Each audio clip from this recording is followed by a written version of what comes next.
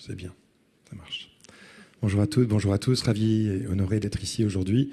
Donc je vous propose une exploration, en tout cas, de ces sujets du numérique par la macroéconomie, parce que c'est celle qui fait défaut dans l'analyse souvent, pour aboutir sur cette conclusion qui m'apparaît comme évidente, mais qui n'a pas été évidente pour tous jusqu'à présent. Donc avant de commencer, mon parcours est celui d'un informaticien. J'ai commencé à coder, j'avais 10 ans, j'ai 55 ans. J'ai fait des réseaux de neurones en 92, à l'époque où ça ne marchait pas. J'ai été directeur général de Scaleway, merci Carole de l'avoir rappelé. Et plus récemment, j'ai été l'architecte d'une spin-off à l'INRIA de Scikit-learn. Qui connaît Scikit-learn dans la salle? Normalement, quelques mains. C'est plus que la majorité d'habitude, donc c'est bravo. Scikit-learn, 5 milliards de téléchargements, qui est la bibliothèque par défaut, open source en Python, qui permet de faire du machine learning sur des données tabulaires. Donc Probable, c'est la spin-off d'INRIA qui valorise Scikit-learn et qui en est responsable en quelque sorte pour maintenir cet actif qui est un commun numérique dans le sens où la technologie est universellement accessible, gratuite, et elle permet évidemment tous ces algorithmes de machine learning que vous utilisez. Probable va créer des outils par-dessus, dans le domaine de l'agentique notamment, pour créer le harnais afin d'utiliser justement ces IA de manière stricte et formelle pour accélérer le machine learning en entreprise. Alors, je vous propose une petite exploration. Je vous promets 70 secondes, 70 ans d'histoire de l'informatique. Parce qu'au début, les ordinateurs étaient livrés avec les humains à l'intérieur. C'était tellement compliqué qu'il fallait un PhD pour faire quoi que ce soit avec la machine. Et c'était assez primitif. Et 10 ans plus tard, le paradigme change. On est capable finalement d'entrer des instructions sur des cartes perforées qui constituent le programme informatique, mais toujours pas d'écran et pas de stockage autre que le carton qui représente le logiciel. 10 ans plus tard, on a ici des claviers, des imprimantes, du stockage magnétique, toujours pas d'écran. Ici, on a les créateurs du langage C, qui est devenu universel, et le système d'exploitation Unix. Donc, c'est un changement de paradigme, encore une fois. Il a fallu 10 ans.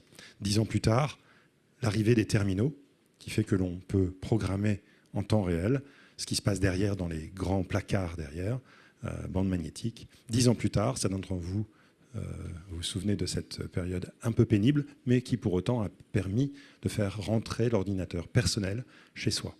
Et donc, 10 ans plus tard, c'est un changement de paradigme à nouveau qui fait que tout le monde peut commencer à adopter cette informatique qui se popularise et qui devient démocratisée en quelque sorte. 10 ans plus tard, l'interface graphique, une invention du Palo Alto Research Center qui a donné naissance au Macintosh, qui a donné naissance à une piètre copie de Windows 3.1. Donc là, on change de paradigme, on manipule les objets visuels, plus du tout la complexité et la nécessité d'apprendre à prompter MS-DOS. Donc c'est beaucoup plus simple, et donc on a beaucoup plus de facilité à pénétrer le marché des humains, ceux qui sont les utilisateurs.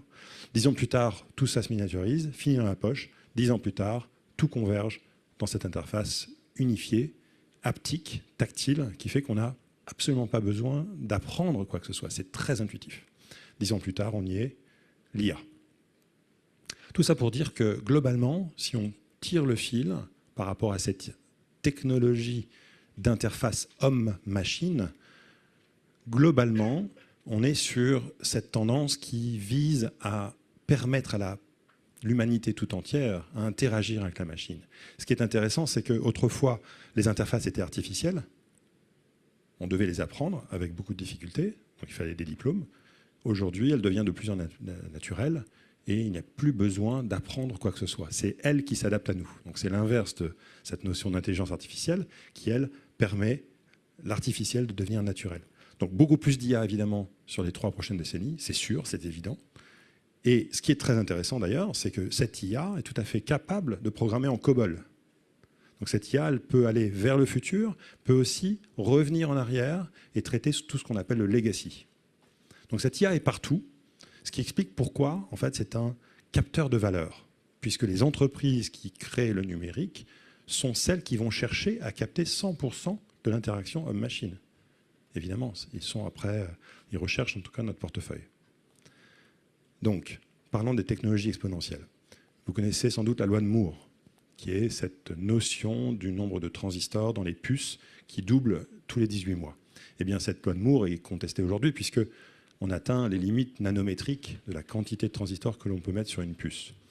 Et pour autant, si on combine la loi de Moore, le big data, l'IA, on est toujours sur une exponentielle bien soutenue qui combine tous ces effets-là, alors que nous-mêmes sommes faits de chair, de matière, avec une évolution très lente, darwinienne.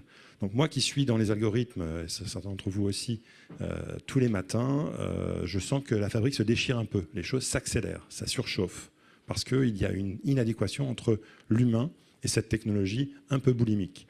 Donc il faut se poser la question aussi par rapport à ces visionnaires qui ont préconfiguré ces époques de captation de valeur. Marc Andreessen, qui était le créateur de Netscape, a créé un fonds d'investissement qui est le premier fonds d'investissement en Silicon Valley, a dit en 2011 « Software is eating the world ».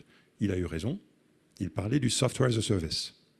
Alors moi, j'appelle ça servitude as a service. Parce qu'on est passé d'un monde où on achetait du logiciel dont on devenait propriétaire, sur une disquette à l'époque. On a installé le logiciel, on avait la licence. Aujourd'hui, on devient locataire de tout. Ce qui crée une addiction, une dépendance totale. Donc Marc Andreessen a bien compris le modèle et on a fait un business, la Silicon Valley. Ce n'est pas le creuset de l'innovation, c'est le creuset du financement de l'innovation. Il faut bien faire la différence, parce qu'en France, on a toutes les compétences pour faire de l'innovation. D'ailleurs, on est parfois bien meilleur. Mais là, c'est le creuset du financement de l'innovation par le business model. Un autre visionnaire, Jensen Huang de NVIDIA, qui est la boîte la plus valorisée au monde, a dit « AI is going to eat software ». Donc, un petit calcul d'inférence rapide entre deux phrases. « AI is going to eat the world ». Désolé, je trouve que c'est inacceptable. Donc, je vous propose un petit exercice pour s'échauffer, si vous voulez répéter après moi. Je ne serai pas mangé par l'IA. I will not be eaten by AI. Vous êtes prêts? I will not be eaten by AI. Merci, bravo. Ça, c'est vous. Acte de résistance. Pourquoi? Parce qu'en fait, il faut revenir sur les fondamentaux et refuser que cette technologie devienne une boîte noire. Je parlais du servitude as a service. Si on paye tous les mois pour une boîte noire, en fait, on devient des accessoires de cet objet, même si, encore une fois, moi, je suis plutôt favorable à ce que des business se créent sur tout ça. Il ne faut pas tomber dans la facilité, finalement, d'utiliser ces technologies. Il faut plutôt se dire, voilà, c'est une boîte blanche. J'ai beau ne pas avoir un PhD en machine learning ou en IA, voici les outils que cette IA propose. Et donc, je n'ai pas besoin de connaître l'algorithme, mais par contre, je sais que ça peut générer, je sais que ça peut prescrire, que ça peut classifier. Donc, ces notions-là, en fait, se comprennent assez aisément, et ensuite, on peut déconstruire ces technologies. La difficulté avec cette IA, c'est cet incident, épisode. Lee Segol a perdu contre une machine. L'algorithme a été développé pendant plus de 6 mois entre des humains et des machines.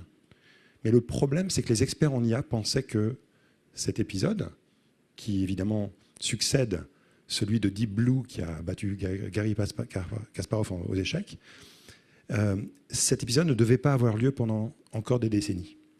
Les experts se sont trompés de plusieurs décennies. Pourquoi? Parce que le jeu de Go est trop compliqué. Et donc, surprise, ça s'est passé. Mais pire encore, 6 semaines plus tard, un algorithme qui a appris en autonomie, sans les humains, a battu l'algorithme qui a battu le champion du monde, sans partie à zéro. C'est ça l'exponentiel. Et cette étude le montre, c'est qu'en fait, les experts, lorsqu'on pose la question de est-ce que les IA vont pouvoir répondre à telle problématique, telle catégorie de problèmes qui sont de l'ordre du cognitif, eh bien, on leur posait la question en 2017 et ils disaient non, ça n'arrivera pas avant 2040-2060. On repose la même question à ces mêmes experts en 2023 et ils disent ça arrive l'an prochain. C'est-à-dire qu'on ne peut même pas faire confiance à nos experts parce qu'ils n'ont pas la capacité de voir l'objet qui s'accélère vers nous. Les humains ne sont pas configurés pour comprendre l'exponentiel, en tout cas pour l'apprécier. Donc la chose qui est sûre, c'est qu'en fait, on va continuer à être surpris. C'est ça la définition de cette technologie exponentielle. Mais les acteurs qui créent la captation de valeur exponentielle, ce sont ces big tech dont il faut parler. Alors ce qui est très intéressant, c'est qu'eux-mêmes ont compris que la technologie n'était pas linéaire, elle était elle-même basée sur la loi de Metcalfe, la loi des réseaux. Et ici, on a Steve Ballmer, en 2000, je vous promets, je ne vous fais pas la danse, il a dit « developers, developers, developers », il est rentré en transe. Pourquoi? Parce que Microsoft devait capter l'intérêt des développeurs. Il ne vous a pas échappé que lorsqu'on est une start-up, on reçoit 100 000, 200 000 dollars ou euros de crédit pour monter sa start-up par les hyperscalers. Pourquoi? Parce qu'ils ont compris que si vous construisez chez eux, vous devenez évidemment codépendant, et c'est ça qui crée la valeur de l'entreprise. Chose intéressante, c'est que Steve Ballmer a aussi dit que Linux c'était le cancer en 2005. Pourquoi? Parce que Linux, ça l'empêchait de vendre une licence de Windows en plus, puisque c'était un système d'exploitation gratuit. Figurez-vous que pour rattraper AWS, Azure a adopté Linux à 96% sur Azure. La métastase est totale, le patient devrait être mort. L'open source, c'est l'arme du challenger. Microsoft était challenger d'AWS et donc ils ont utilisé Linux comme voie de rattrapage parce que Windows NT était tout simplement pas au niveau de Linux qui lui était adopté par tous et créait des conditions de rattrapage. Donc si on regarde un petit peu ces jolis bébés ici, on a des entreprises qui valent sur un malentendu 15 000 milliards de dollars, mais surtout ils ont accès à 5 milliards d'utilisateurs sur Terre à travers ne serait-ce que iOS, Android, Windows. Et bien sûr Google et Meta pour les plateformes de réseaux sociaux. Le petit dernier qui rajoute quelques milliers de milliards, Nvidia. Donc on est sur des entreprises qui, ensemble, valaient 17 000 milliards en 2024. Alors on pourrait se dire, attention, il y a une bulle. La réalité, c'est que quelques années plus tard, toujours pas, on est sur 22 000 milliards. Et selon les annonces de Trump, sur un malentendu, ça est aussi de plus 1 ou moins 1 millier de milliards. Ce sont des chiffres astronomiques. C'est plus, alors évidemment, valorisation, c'est plus que le PIB de nombreux pays. Et comment est-ce qu'ils le font? Eh bien, si on regarde la stack ici, je donne un exemple. Si on prend par exemple Office 365, il y a cet empilement de couches, à la fois à partir du matériel, l'infra as a service, la plateforme as a service, le software as a service, OpenAI est posé par-dessus tout ça. Et donc cet empilement vertical fait que ce sont des acteurs qui sont d'une puissance inouïe. Je l'ai cartographié ici par exemple. On reprend ces couches, on regarde les acteurs qui sont surdominants, donc les hyperscalers américains, 70% de part de marché. Et ils ont quasiment tous les éléments de la chaîne. Le terrain de jeu idéal pour l'IA, c'est celui qui s'épanouit sur les données et sur la plateforme. Et les deux acteurs les plus puissants sont ceux qui cumulent et le B2B et le B2C. Donc, Microsoft Azure et Google Cloud sont les acteurs les plus puissants et donc les plus dangereux, dans le sens où ils ont la capacité finalement de faire le marché et de nous enfermer dedans. Encore une fois, ce n'est pas une critique de leurs compétences technologiques, c'est plutôt même une louange en faveur de leur capacité marketing. Donc ce sont de très belles entreprises, mais le terrain de jeu ici est glissant puisque ça crée les conditions d'un enfermement. Alors intéressant de voir que dans le domaine du cloud, qui est un sujet qui est un peu derrière nous, le cloud c'est 2005 chez AWS jusqu'à, on va dire, jusqu'à la décennie précédente, on nous a vendu le lift and shift. Il fallait absolument aller vers le cloud public. Eh bien, d'autres acteurs ont dit non, moi je sors du cloud. Je n'ai pas besoin du cloud. Ici, la start-up pionnière en SaaS qui dit qu'ils ont gagné 6 millions de dollars en sortant d'AWS. Et l'argument est très clair. On a besoin d'AWS Cloud Public uniquement sur les données extrêmement explosives, par exemple dans le cas d'une start-up. Donc je démarre, j'explose, et donc j'ai besoin d'un hyperscaler. Ou alors je suis une entreprise établie et j'ai beaucoup de volatilité dans mes données, comme Amazon par exemple, qui fluctue beaucoup entre Black Friday et Noël. Entre-temps, il ne se passe pas grand-chose. Les entreprises qui sont ni en volatilité forte, ni des startups explosives, sont celles du milieu. Elles n'ont pas besoin du cloud élastique. En fait, on peut faire beaucoup de choses sur un cloud privé. Évidemment, il faut payer des humains qui se réveillent la nuit pour rebooter les serveurs. Mais la réalité, c'est que ça coûte beaucoup moins cher. Donc ce phénomène one size fits all, on a besoin d'aller dans le cloud, en fait, c'est un petit peu survendu. On n'a pas forcément besoin.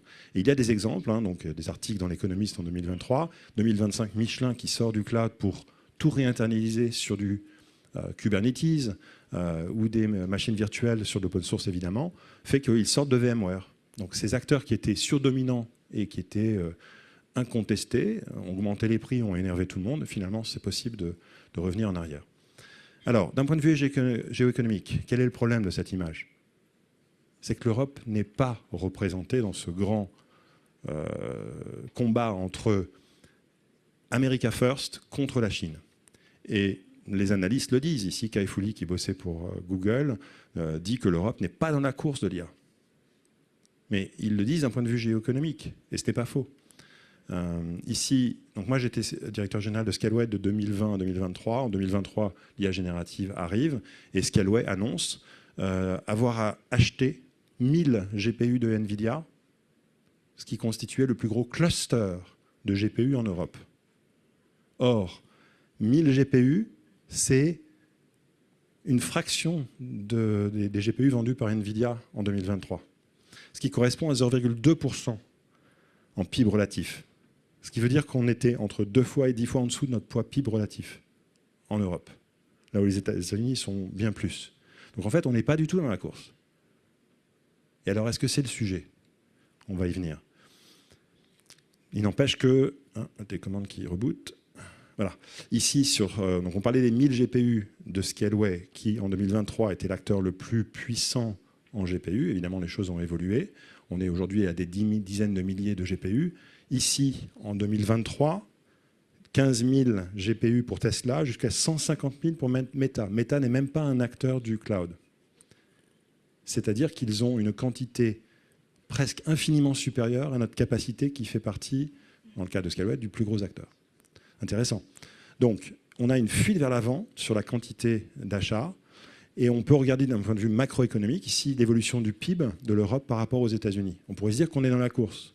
Sauf qu'il ne vous a pas échappé que si on cumule un retard de quelques points pendant 25 ans, ça crée un déficit très difficile à rattraper. Donc en termes de PIB, ce qui est intéressant, c'est que les 10 000 milliards de PIB entre l'Europe et les États-Unis, il est essentiellement dû à la tech. Ce qui veut dire que l'Europe et les États-Unis sont au même niveau de PIB hors tech. Donc le delta se creuse là. Et sur ces 10 000 milliards, on a 25% dû à l'IA sur les quelques dernières années. Donc, phénomène accélérateur de déclassement. Alors, voilà, l'IA, c'est un accélérateur du numérique, point. Ni plus ni moins, parce que l'IA est assis sur le cloud, il est assis sur les composants, et donc il faut le considérer comme tel, mais toujours traiter le sujet d'un point de vue de l'infrastructure du numérique. En géopolitique, ça se gâte. On a eu cette séquence infernale. Trump 1, America First, contre la Chine, ce qui veut dire que l'Europe est un accessoire. Le Covid qui nous a démontré qu'on était aussi en incapacité de produire des masques, par exemple. Ensuite, les guerres à nos frontières, la Gen AI, une séquence inquiétante déjà il y a 5 ans, qui est devenue concrètement préoccupante. C'est acté. Donc tout le monde a pris conscience, enfin, du sujet.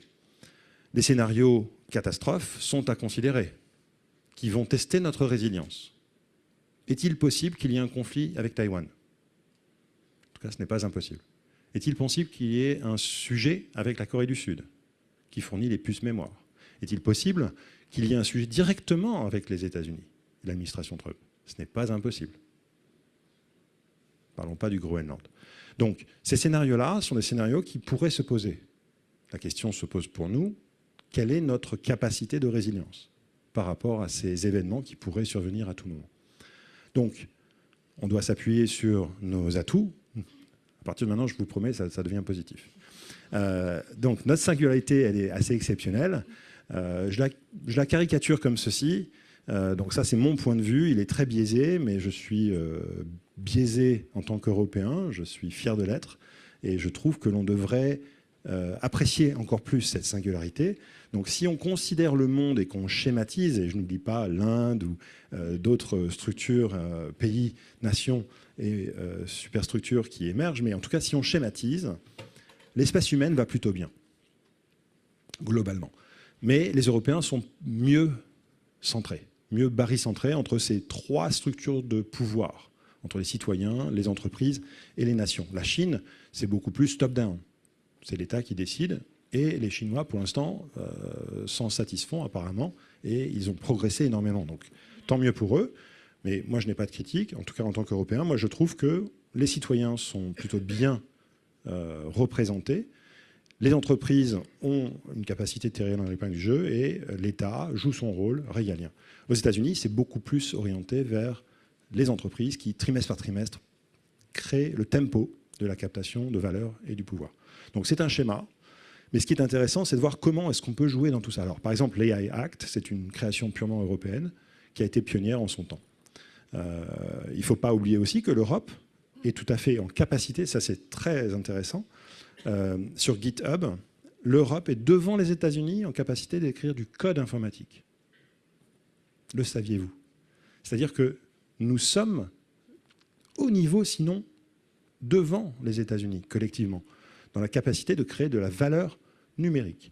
La Chine n'est pas bien documentée parce que GitHub n'est pas la plateforme open source en Chine. Il y aura Giti là-bas, donc évidemment les Chinois sont très producteurs de code, mais on peut imaginer que l'Europe est devant la Chine également, si on avait ces chiffres. Intéressant de voir qu'aux États-Unis, par exemple, je parlais des entreprises, licencient sur un malentendu 20 000 personnes à cause de l'IA ou à cause des investissements accélérationnistes. En Chine, intéressant de voir que, et peut-être une inspiration ici, ils interdisent de licencier à cause de l'IA robotique.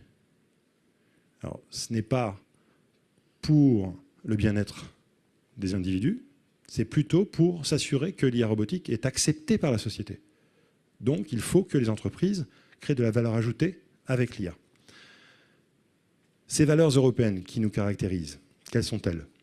On doit les rappeler, berceau de la démocratie, des Lumières, sécurité sociale, fiabilité, conformité. Donc tous ces thèmes dont nous bénéficions, dont nous jouissons, sont ceux que l'on doit évidemment toujours avoir en tête, en tout cas si c'est le modèle qu'on veut défendre, mais on ne peut pas non plus se cacher derrière Bruxelles, qui nous interdit de choisir nos acteurs fournisseurs. Alors qu'aux États-Unis, OVH ne coche même pas la première case. En Chine, top-down, bien évidemment, les fournisseurs sont choisis. En Europe, il est interdit, notamment pour les appels à projets publics, il est interdit de choisir un fournisseur. Et donc, devinez qui gagne à Bruxelles? Quand j'étais directeur général de Scaleway, je suis allé à Bruxelles pour expliquer que certaines choses m'apparaissaient comme anti-compétitives. Ils ont trouvé mon discours très intéressant. Ils m'ont dit de revenir souvent, parce que les 200 rendez-vous avant moi, c'était les big tech, les 200 rendez-vous après moi, c'était les big tech. C'était la première fois que Scaleway faisait du lobbying. Vous imaginez le poids? Quand on pèse 22 000 milliards, on peut envoyer 200 lobbyistes pour vriller la tête des Bruxellois. Et c'est fait. Donc on doit développer un nouveau muscle pour défendre nos valeurs, alors même que Bruxelles, aujourd'hui, joue contre nous. Parce qu'on a été naïf, peut-être idéaliste. Pendant trop longtemps, c'était le projet dont nous avions besoin en tant qu'Européens, mais en 2026, les choses ont changé. Alors on doit être vigilant, on doit être résilient et on doit déconstruire ce numérique pour le comprendre et faire des choix avisés. Vous êtes tous des décideurs. J'aimais beaucoup cette citation de Arthur C. Clarke qui dit que toute technologie suffisamment avancée est indifférenciable de la magie. Or la magie, c'est l'art de la déception. Donc voilà, moi je dis, terminé. La technologie, ce n'est plus magique, ça ne doit pas être magique, on doit absolument la maîtriser parce que c'est un outil qui nous augmente, qui ne doit pas nous réduire. Donc, si vous retenez une seule chose, c'est mon invitation aujourd'hui, c'est bien de considérer le numérique dans son ensemble, d'un point de vue des flux de captation économique, des modèles d'enfermement, ce qui nous permet d'arriver assez rapidement à une logique que je vais décrire, c'est que ce numérique est devenu infrastructurel et politique. Avant, c'était de la plomberie. Les DSI consommaient le numérique comme de la plomberie. Aujourd'hui, ça fait partie de l'infrastructure de la société, tout entière. Donc nos choix nous engagent. Alors parlons rapidement de la souveraineté numérique française et européenne. C'est facile, il n'y en a pas. Parce que ces couches que je vous ai exprimées sous forme de technologie évolutive ont été captées par strates entre les microprocesseurs, l'Internet, le mobile, le cloud, l'IA. Et on est sur une facture annuelle européenne de 265 milliards selon le rapport Asterès. Chaque année, on envoie 265 milliards aux États-Unis, net. Dont un tiers cloud, un quart SaaS. C'est génial, c'est une opportunité. Ça veut dire que nous sommes, une superpuissance. Nous sommes très riches, puisque nous avons le luxe d'envoyer 300 milliards par an aux États-Unis. Donc il suffit, tout simplement, et ce que vous avez fait d'ailleurs, en basculant d'un fournisseur hyperscaler à Scaleway. C'est extraordinaire. Vous basculez du budget vers un acteur local. Donc c'est marginal à ce stade, mais ça augmente. Donc la souveraineté numérique européenne, partons du principe qu'elle est proche de zéro. On ne peut aller que vers le haut. Et l'équation que je vous propose est toute simple. On a plusieurs leviers. La quantité de souveraineté numérique, pour moi, c'est ce ratio entre la quantité de demandes sur le numérique, les fameux 300 milliards, donc la barre, le plafond c'est 300 milliards, et en bas c'est combien en collectif vient de nos fournisseurs locaux. Donc on peut le mesurer au niveau français, on peut le mesurer au niveau européen. Tout ce qu'on doit faire, c'est augmenter ce ratio. Pour l'augmenter, soit on baisse le plafond, on arrête de dépenser. On ne va pas non plus arrêter le numérique. Moi, je suis plutôt technophile, technologue, donc je ne propose pas que l'on sorte et qu'on fasse de la décroissance du numérique.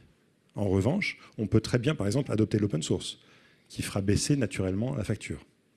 On peut aussi stimuler l'offre, ce que l'on fait déjà, en finançant les startups, etc. Sauf que si l'offre ne rencontre pas la demande, eh bien, il n'y a pas d'adéquation régionale. Donc voilà, c'est l'objet de faire se rapprocher ces deux objets, avec trois piliers.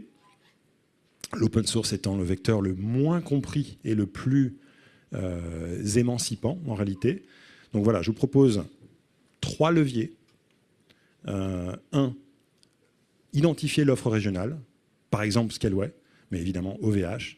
Il y a tout un tas d'acteurs locaux qui font partie d'un collectif qu'on appelle la filière du numérique. Donc ces acteurs existent en France, ils existent en Europe également.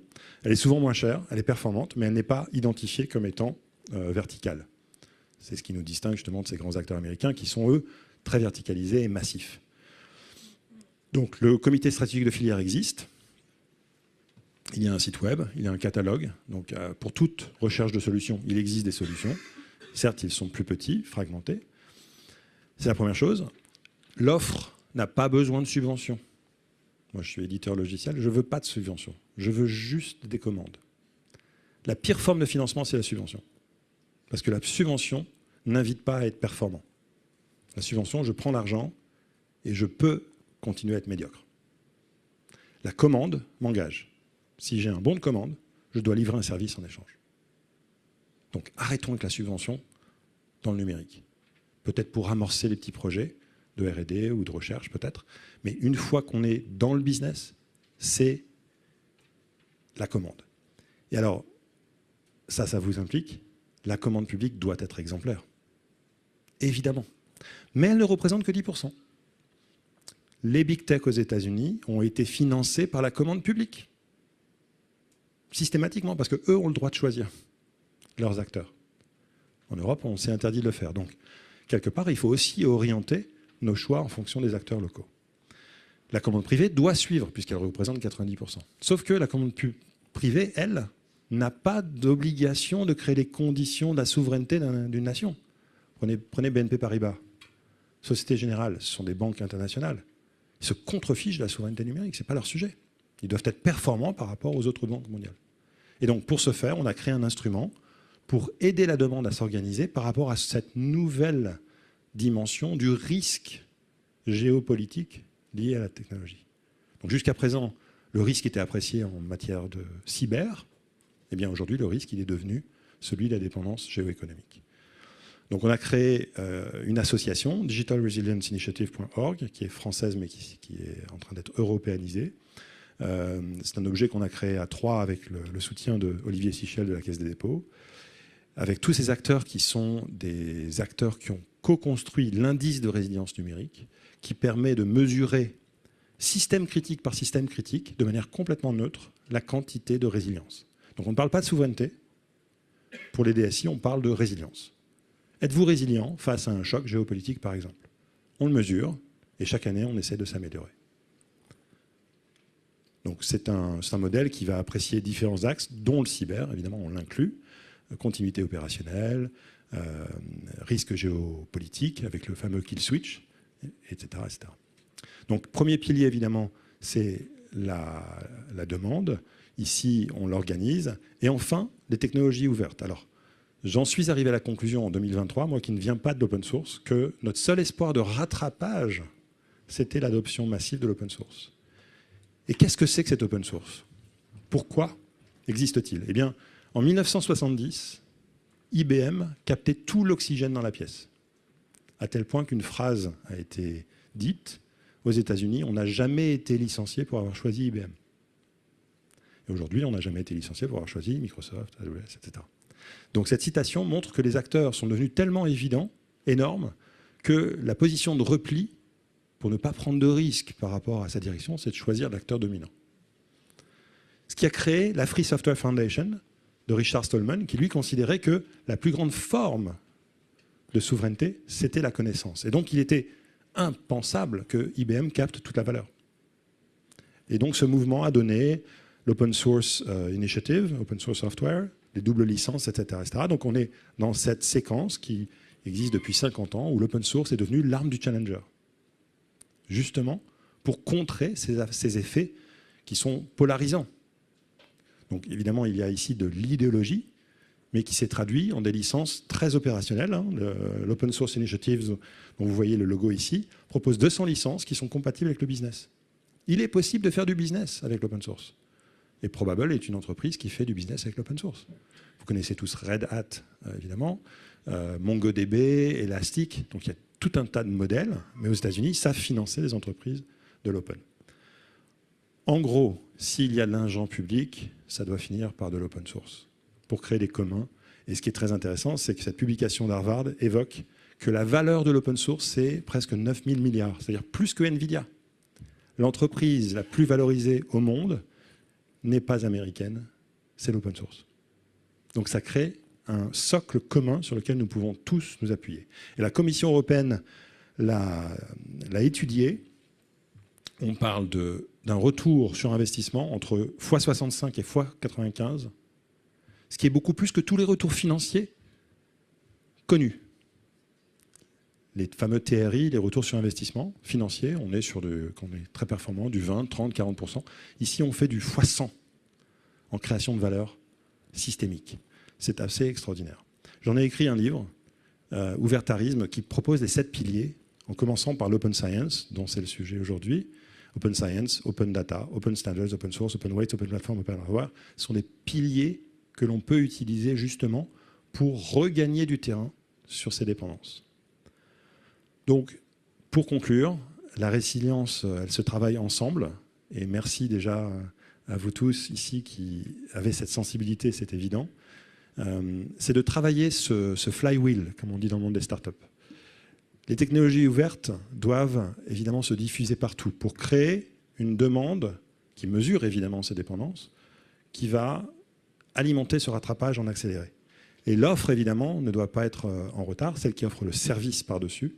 Et c'est celle qui va créer les champions de demain qui nous permettront d'être plus autonomes par rapport à ces dépendances géoéconomiques. Encore une fois, aucun jugement avec les acteurs qui ne sont pas français ou européens.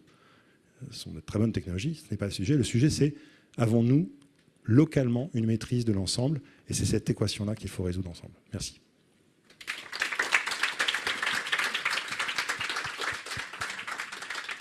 Merci Yann de nous inviter à la résistance, à devenir plus résilient. Et je pense que c'est vraiment l'objectif de cette journée. Je pense qu'on peut prendre une ou deux questions avant de poursuivre, parce que c'est vrai qu'on a quand même beaucoup de chance d'avoir Yann avec nous. Alors à distance, n'hésitez pas à nous adresser des questions, mais peut-être dans la salle déjà, est-ce que vous avez des questions pour notre intervenant ?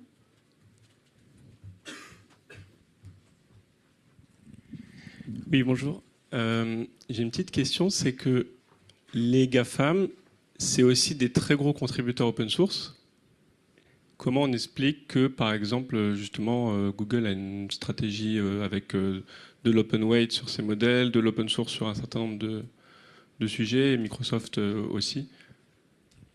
Alors, ce qui est intéressant, c'est de... Merci pour la question, Vincent. Les GAFAM utilisent l'open source contre les GAFAM. Parce qu'à tour, chacun leur tour, en fait, sont challengers des autres. Donc, ils utilisent open source pour contrer l'acteur dominant. Si on prend les open weights, c'est intéressant de voir que c'est Meta qui a ouvert la danse, puisque OpenAI, il ne vous a pas échappé qu'OpenAI était fermé. Donc, OpenAI is closed, donc c'est du marketing. Modèle fermé. Meta, qui manipule énormément de données sur nos créations de contenu sur les réseaux sociaux, ne pouvait pas se permettre de payer OpenAI parce que ça aurait démoli leur business model, leur marge. Donc, ils ont décidé, et ça c'était... D'ailleurs, Zuckerberg a un petit peu cette sensibilité sur l'open source à la base, hein, sur les frameworks, il utilisait du PHP. Donc, il a contribué un petit peu intuitivement aux technologies qu'il consommait. Donc, ça, c'est intéressant de voir l'ADN du fondateur. Alors, il a d'autres défauts. Mais c'est Yann Lequin qui a milité pour faire que Meta libère Llama 2. Le premier modèle open source, c'était Llama 2 qui a contré la prise de position dominante d'OpenAI. Et c'est ça qui a ouvert les chakras. À partir de Llama 2, on a eu Mistral, on a eu DeepSeek, à tel point que DeepSeek a inquiété les Américains. La Maison-Blanche a créé une injonction fédérale le 5 août 2025 en disant « Les États-Unis ne soutiennent que les modèles open source, n'en déplaise aux acteurs propriétaires. » Le 5 août 2025. Le 8 août 2025, OpenAI a sorti 2 modèles ouverts. En fait, l'open source, c'est un vecteur de distribution. L'open weights, c'est une version d'open source appliquée au modèle. Et donc, il faut bien comprendre cette dynamique, parce que lorsqu'il y a un acteur qui est dominant, il faut lui couper l'herbe sous le pied avec une ouverture de quelque chose. Qu'est-ce qui a fait qu'Anthropic s'est positionné au cœur des considérations? Quand je pose la question même aux experts, ils se disent « Oh là là, c'est parce que le modèle, il y avait Cloud Code, etc. » Pas du tout. MCP, ça vous parle?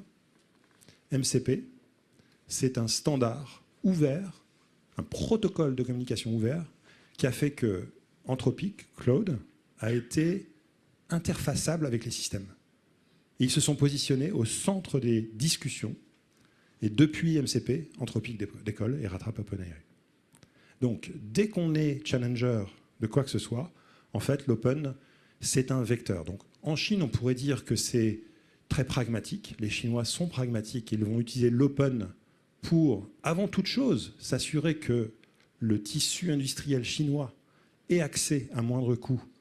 Et ils ne veulent surtout pas dépendre des acteurs américains, puisqu'il y a un sujet géopolitique. Les GAFAM l'utilisent pour contrer les GAFAM, de manière non pas cynique, mais tactique. Et nous, en tant qu'Européens, on le fait de manière naïve. Je propose qu'on soit ni cynique, un peu pragmatique tout de même, mais plutôt tactique aussi. C'est que, comme nous sommes challengers, il faut adopter l'open source. C'est un vecteur de distribution, c'est un vecteur de rattrapage, c'est un vecteur de nivellement de la technologie pour que tout le monde puisse en bénéficier. Et l'open data, évidemment bien choisi, bien fait, en anonymisant, c'est exactement ce qui fait que tout le monde peut bénéficier. Les données de santé, la santé, c'est un sujet collectif. Et donc, évidemment que c'est un vecteur qui permet de distribuer les bénéfices de la technologie pour les citoyens. Donc voilà, j'espère que ça répond à la question, mais c'est une réponse qui doit être considérée dans un système. Voilà. Dernière question, et ensuite on passera à la prochaine séquence donc en ligne, et peut-être une réponse rapide. Pouvez-vous rappeler les risques d'un manque de souveraineté numérique? Les risques d'un manque de souveraineté, c'est effectivement le scénario noir où une nation étrangère pourrait quelque part faire du chantage. Alors on a bien souvenir de l'épisode avec Fable 5 et Mythos, où les États-Unis ont considéré peut-être que la technologie était trop puissante et donc qu'elle pourrait être utilisée contre eux. Donc ils ont effectivement demandé à Anthropic d'interdire. Ce n'est pas là un kill switch, puisqu'on avait eu 4 jours seulement pour tester le produit. Donc on n'était pas encore addict. En revanche, on a bien là l'expression d'un kill switch. Et si vous connaissez les DSI, pensez-vous qu'il est possible pour les États-Unis de faire un bras de fer avec les Européens, par exemple le Danemark? Soit on éteint le Danemark, soit on a le Groenland. Il est là le risque.